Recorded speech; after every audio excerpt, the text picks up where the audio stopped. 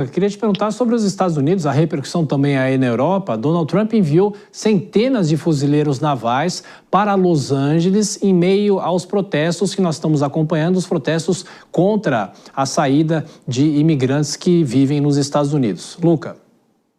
Exatamente, Thiago. Todos esses protestos têm início após o governo federal iniciar abordagens de imigrantes ilegais dentro do estado da Califórnia para os deportar. Muitas das pessoas, tanto imigrantes quanto outros membros da sociedade civil, se manifestaram contra os agentes federais, o que causou grande tumulto, grande caos, muitos carros incendiados, ônibus, lojas vandalizadas, e fez com que as forças de segurança nacional já fossem mobilizadas para retomar o controle estatal desta cidade. Não bastando isso, o presidente Donald Trump disse que enviará 700 fuzileiros navais, os famosos Marines, conhecidos nos Estados Unidos, para Los Angeles para tentar acalmar a situação que até agora não foi retomado o controle. Nós vemos que é um grande embate não só do ponto de vista entre as pessoas e o Estado, mas também do ponto de vista político, já que o Estado da Califórnia, governado por Gavin Newsom, um governador democrata, é um dos opositores mais vocais à administração federal de Donald Trump, e exatamente por isso nós vemos que muitos processos correm também no judiciário em relação a isso, a remoção de imigrantes, uma conversa que a gente vai continuar observando durante os próximos dias para também passar para a nossa audiência qual será o balanço de tudo isso, além da destruição da cidade de Los Angeles, a principal dentro do estado da Califórnia. Claro. Luca Bassani, boa terça-feira para você, a gente volta a se falar amanhã. Bom, e justamente sobre isso, os protestos em Los Angeles contra as deportações ganharam força nos últimos dias. A polícia local reconheceu hoje que os atos saíram de controle. Sobre esse assunto, o nosso entrevistado é o professor de História dos Estados Unidos da Unesp de Franca, Marcos Sorrilha. Tudo bem, professor? Como vai? Muito obrigado pela atenção, pela gentileza. Boa noite. Boa noite, Thiago. Obrigado pelo convite. Professor, eu começo perguntando o seguinte: até que ponto esses protestos são um teste para o presidente dos Estados Unidos, Donald Trump, por causa dessas medidas contra os imigrantes ilegais, mas há uma reação muito grande e de um estado que é tradicionalmente ligado aos democratas? Sem dúvida, esse é um teste que parece que é pelo qual o Donald Trump estava ansiando que acontecesse, né? A escalada foi muito rápido, a medida tomada por ele foi desproporcional. Os protestos começaram no último final de semana por conta da ação de agentes federais que abordavam pessoas nas ruas sem necessariamente utilização de mandados judiciais. E diante dessa abordagem não típica, a população começou a reagir, né, e fazer protestos.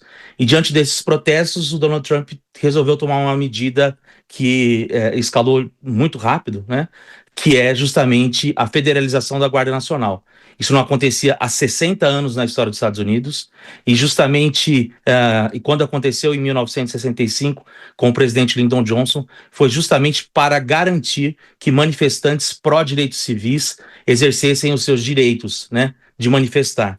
Agora a gente vê justamente o contrário, não recorrendo à mesma lei de 65, mas o presidente Donald Trump fez uma leitura jurídica da situação, entendendo que aqueles manifestantes poderiam ser classificados como uma forma de rebelião, o que levanta discussões jurídicas a respeito do uso do termo, o que faz com que a sua ação possa sim ser considerada ilegal.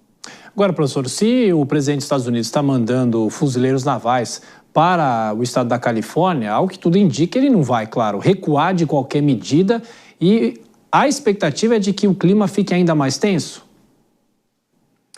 Exatamente isso. O que o próprio governador Gavin Newsom, né, o governador da Califórnia, justificou, ou melhor dizendo, manifestou em algumas declarações, é que a intenção do Donald Trump com esse evento é justamente escalar a situação, né, para criar uma espécie de problema entre a Califórnia, que é o estado mais rico dos Estados Unidos, é o quinto PIB do mundo, caso fosse uma nação individual, e também governada por um democrata.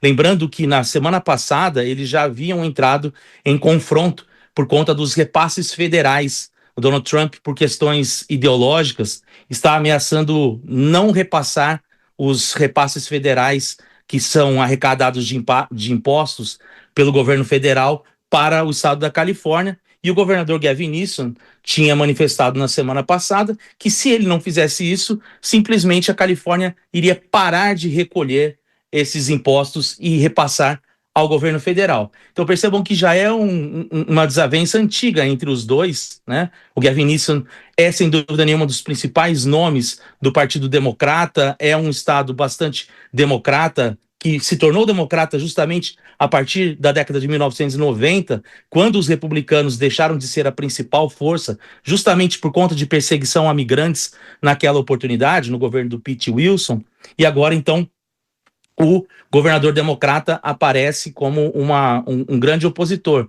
E me parece que é justamente isso que o Donald Trump quer.